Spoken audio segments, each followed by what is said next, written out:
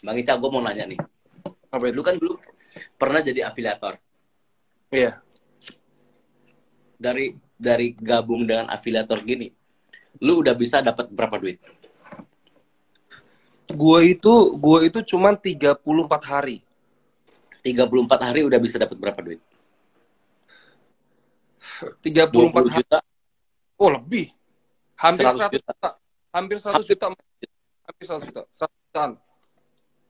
Dan Cuma cuma 34 hari. 34 hari, ya 2 bulan lah. Oke. Dan yang bikin gue berhenti itu, yang bikin gue berhenti ada saat sepupu gue punya pembantu. Dia ikut jadi member gue. Terus dia nggak punya email. Gue bikin email kan emang persyaratannya email sama KTP kan. Terus gue bikin email, terus pas dia masuk, udah gue ajarin, dia ngerasa bisa, dia main sendiri. Terus 4 hari habis itu wallet gue kemasukan duit. Wah, lumayan juga nih, 11 juta. Wah, pasti dalam hati gue pasti ada yang lost nih. Ada yang lost banyak. 4-5 hari seminggu kemudian si Mbak Sari, namanya Sari. Si Mbak Sari ini bilang, "Bang Ical, aku udah ngikutin Bang Ical, udah ngikutin money management, udah ngikutin jangan tamak gini. Aku tuh tiap hari kalau main itu dari jam 2 sampai maksimal jam 3 Bang, 1 jam. Ya paling lebih-lebihnya main 2 jam. Kan memang kalau jam 1 sampai jam 5-an ya, jam 7 jam 8 kan semua falasnya kebuka ya. Jadi terus emang habis berapa, Mbak? Iya, aku habis 30 juta. Tap. Nah, gue langsung mikir, anjing, gue bilang. Dari itu langsung gue mikir. Kok kayak gini ya? Maksudnya kok kayak gini gitu? Kok kayak gini ya? Enggak, ini bukan gue, sini bukan gue. Akhirnya gue izin sama member gue waktu itu, guys, gue berhenti untuk menjadi afiliator. Gue berhenti. Itu tahun lalu bulan Juni kalau nggak Juli. Gue bilang sama member gue kalau, guys, sorry, gue kayaknya udah sibuk, gue nggak bisa lagi ngelanjutin afiliator. Untuk bagi yang rugi, jangan diterusin lagi. Untuk bagi yang untung juga jangan diterusin lagi, karena gue nggak mau ngebuka kedok gue waktu itu. Gue nggak mau buka apa afiliator itu tuh apa, gue nggak mau buka. Berarti lu tersadarkan atau lu dapat hentakannya itu waktu orang yang lu kenal dekat itu, salah satu orang di sekitaran lu itu jadi istilahnya jadi korban gara-gara promosi kita. Tapi gue nggak ngeflexing. Gue ya memang karena umurnya baru 34 hari, jadi mungkin gue belum ngeflexing ya. Iya. Tapi berpikir untuk ngeflexing udah ada. Gila sih ya. Itu baru 34 hari 100 juta. Bang Ical, gue waktu bikin YouTube 34 atau 2 bulan itu cuma ngasilin mungkin cuma 2 juta, 3 juta loh. Bayangin. Gila. Makanya sekarang gue tuh percaya, banyak teman-teman gue bilang, gue ketemu dengan teman-teman gue kan, pengusaha nih. Bon, lu ribut-ribut sama binary option gini. Emang mereka beneran banyak duit? Mereka punya Lamborghini itu jangan-jangan cuma dipinjemin. Gue bilang, enggak. Gue bilang enggak. Karena platform mereka ini tuh nggak bakalan sampai nyediain sesuatu buat kita. Kecuali platform lokal ya. Kalau kayak yang lain-lain kayak Inisial B gitu, nggak bakalan. Gue bilang enggak. Mereka beli Lamborghini, anggap walaupun second 5 miliar, 6 miliar gitu, mereka itu aset mereka, kekayaan mereka itu udah terkumpul minimal bisa 10-20 miliar. Baru mereka bisa berani beli Lamborghini. Bisa. Banyak teman gue nelfon gue pas viral nih, banyak teman gue yang nelfon gue, "Cang, lu serius lu nyenggol binary?" Lah kenapa emang? Yang lu senggol ini traffic ratusan miliaran rupiah loh, dia bilang itu. Kalau Master Game bilang perputarannya bisa sampai 20 triliun sih, percaya. Gue nggak tahu datanya sih, Bon. Kalau gue belum melihat datanya. Kalau menurut gue sih masuk akal, Bang. Karena populasi kita kan terbesar, salah satu terbesar di dunia. Ditambah lagi wawasan kita, edukasi kita kurang. Ditambah lagi mayoritas kita ini adalah kaum menengah ke bawah. Mereka ini kan menyasarkan kaum menengah ke bawah, Bang. Lu tau nggak? Lu tau nggak korban binary pertama itu negara mana? Negara mana? India. Oke, nggak jauh beda sama kita. Kedua kita. Oke, cocok lah. Jadi kejawab kan, SDM-nya sama-sama gitu loh, sama-sama. Kalau negara Eropa itu kan nggak mungkin, susah. Ini ya korban, maksudnya orang-orang yang main tradingan ini ya, kita bilangnya tradingan ya. Sebenarnya bukan trading kan, tradingan gitu kan. Ini tuh beragam Bang, dari ojek online, bahkan santri-santri pun juga ada. Gue sempet dapat videonya, ada yang sibuk-sibuk lagi main binary option gini, walaupun memang dikit-dikit ya. Itu salah satu korbannya, dikit-dikit gitu. Itu udah gila banget. Makanya gue bilang ini negara-negara kayak kita, ini negara berkembang, edukasi kurang, itu udah sasaran empuk. Nah, kalau untuk flexingnya menurut gue itu memang murni mereka punya duit. Mereka punya duit, hasil dari sini, dapat duitnya, terus ya memang mereka tahu, oh mereka dapat nih marketnya, gue harus kayak gini supaya market gue bertambah. Makanya kenapa kita ngelihat mereka ini yang memang jadi afiliator ini, cara main mereka ini sama semua. Untungnya lu cuma 34 hari atau 2 bulan. Kalau lu lama dikit 6 bulan atau mungkin hampir setahun, lu bakalan nerapin sistem yang bakalan sama. Menurut gua gitu, Bang. Yang ngajarin gua di binary, apa nggak ya? Jangan sebut nama deh. Oke. Sebut apa? Tapi sebut sama lah. Soalnya kalau soalnya ini live kita berdua, kalau lu dipanggil, gue dipanggil juga. Lu tau gak?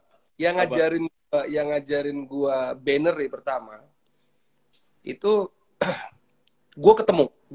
Gue belajarnya waktu itu itu belajar orang Indo. Afiliatornya termasuk afiliator top 10 lah, top 10 mungkin. Top 10. Oke. Itu gue diliatin saldo B-nya, saldo Binocrotnya itu saldonya 2M. Terus gue diliatin Indodax-nya. Indodax ya. Aset Indodax-nya dia tuh 200 miliar. Aset Indodax. Seriusan? Serius, Bang. Serius. Itu kalau saksinya ada. Saksinya si kalau saksi gue sebut apa kali ya. Saksinya si No. Oke, udah ada. Ada komentar yang bilang hati-hati Bang. Takutnya gini. Lu takutnya